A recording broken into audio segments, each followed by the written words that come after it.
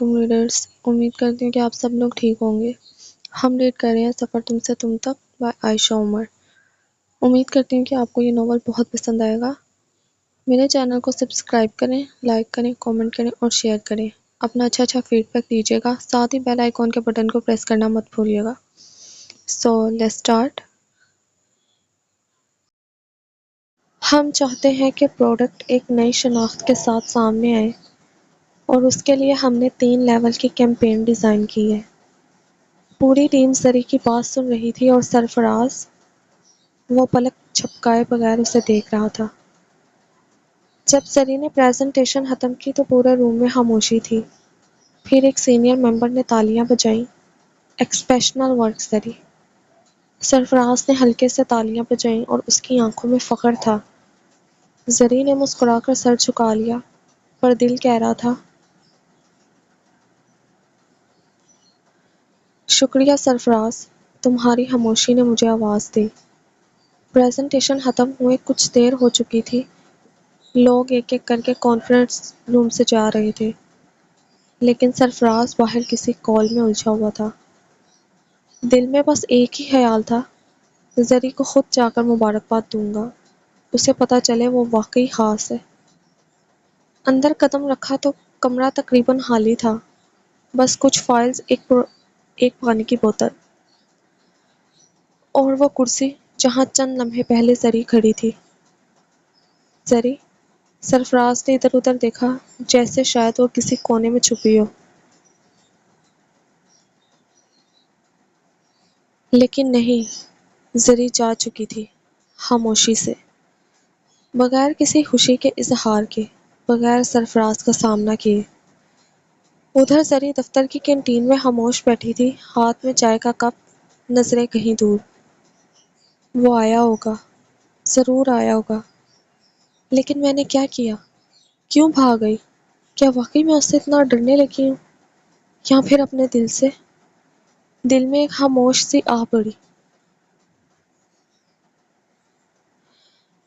سرفراز، میں تمہیں نظر انداز نہیں کر رہی، بس خود سے بھاگ رہی ہوں۔ دوسری طرف سرفراز وہیں دروازے کے پاس کھڑا رہا، ہونٹوں پر ایک ادھوری سی مسکراہٹ اور دل میں ایک دھیمی سی پکار۔ شاید آج نہیں، مگر کبھی تو وہ رکے گی، میری بات سنے گی۔ زری کی نظریں سرفراز کے چہرے پر جمی تھی، لمحے بھر کے لیے خاموشی چھا گئی۔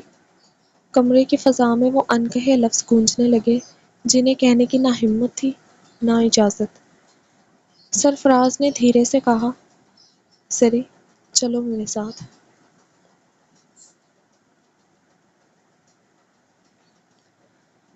زری کا دل جیسے رک سا گیا ہو، اس کے لب ہلے، مگر آواز کہیں گم ہو گئی۔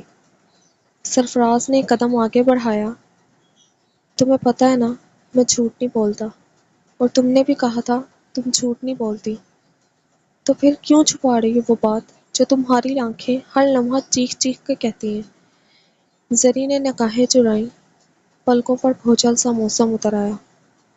سرفراز، میں تمہارے ساتھ نہیں جا سکتی۔ کیوں؟ اس کی آواز میں نرمی کے ساتھ چوٹ بھی تھی۔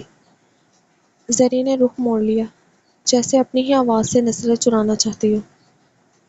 میں محبت پہ یقین نہیں رکھتی، اور اچھی لڑکیاں محبت نہیں کرتی، وہ صرف اللہ کی رضا پر یقین رکھتی ہیں۔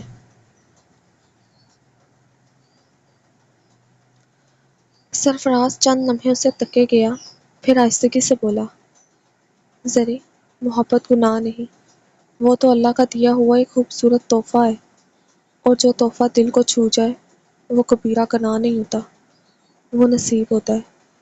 زری کی پلکوں پر نمی لرزنے لگی، لیکن اس نے سر نفی میں ہلایا۔ نہیں سرفراز، مجھے ایسے رشتے سے ڈر لگتا ہے جس کا کوئی نام نہ ہو۔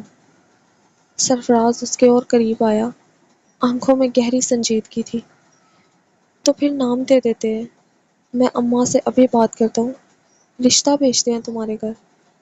زری گھبرا گئی۔ نہیں، میں نے کب ہاں کہی؟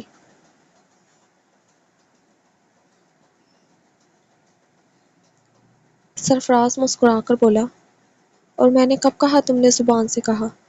تمہارے انکار میں بھی ہاں ہے زری، تم جو ہر روز مجھ سے نظریں چرا کر بھی مجھے دیکھتی ہو، وہی تو تمہاری محبت ہے۔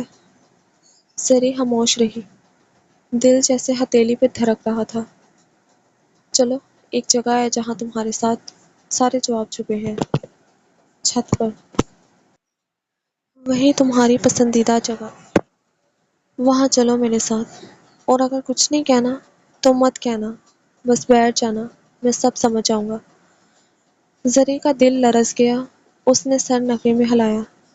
میں نہیں جا سکتی۔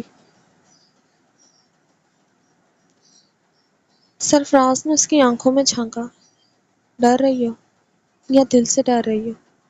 زری کا سانس الجھنے لگا۔ میں بس وقت چاہتی ہوں۔ ٹھیک ہے، لیکن کل کل آفس میں تم وعدہ کرو بات کرو گی۔ سرفراز کی آنکھوں میں بھروسے کی ایک دیوار سی تھی۔ زری نے ہولے سے سر ہلایا۔ کل میں وعدہ کرتی ہوں۔ سرفراز نے ہلکی سی مسکراہٹ کے ساتھ کہا۔ اور تمہیں تو پتہ ہے، زری جھوٹ نہیں بولتی۔ رات کا پچھلا پہر تھا۔ عثمان اپنے کمرے میں تنہا بیٹھا تھا۔ کمرے کی خاموشی میں صرف گھڑی کی ٹک ٹک سنائی دے رہی تھی، اور اس کی آنکھوں میں نیند کا نام و نشان نہ تھا۔ سرفراز کی وہ کال، اس کے لفظ دل میں تیر کی طرح لگے تھے۔ یار، زری ڈر رہی ہے، کہتی ہے اللہ ناراض ہو جائے گا۔ تو جانتا ہے میں اس سے کتنا، بس تو ہی کچھ کر، سمجھا اسے۔ سرفراز کی آواز میں بے قراری تھی، محبت کی شدت تھی، اور عثمان، وہ خاموش رہا۔ کچھ لمحوں کے لیے اس کی زبان کو جیسے الفاظ ہی نہ ملے۔ یاد ہے تو نے کہا تھا تو میرے لیے لڑکی ڈھونڈے گا۔ عثمان کے ہونٹ کپ کپائے، مگر اس نے کچھ نہ کہا، آنکھیں بند کیں، اور دل میں جیسے زلزلہ آ گیا ہو۔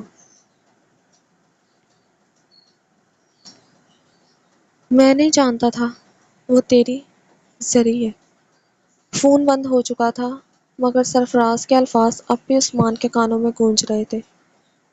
زری، اس کی زری، وہ ننھی سی لڑکی جو بچپن میں اس کے پیچھے پیچھے پھرتی تھی، جو اسکول سے آتے ہی سب سے پہلے اسے اپنی کاپی دکھاتی تھی، جو بارش میں اس کے ساتھ چھت پر دوڑتی تھی، جو عید کے دن اس کے لیے چوڑیاں لیتی تھی، اس کی زری آج کسی اور کے دل میں بس چکی تھی۔ زری میری ہے۔ عثمان کے دل کی دھڑکن جیسے رکنے لگی، مگر وہ جانتا تھا یہ صرف اسے محسوس ہو رہا تھا، زبان سے وہ کچھ نہیں کہے گا۔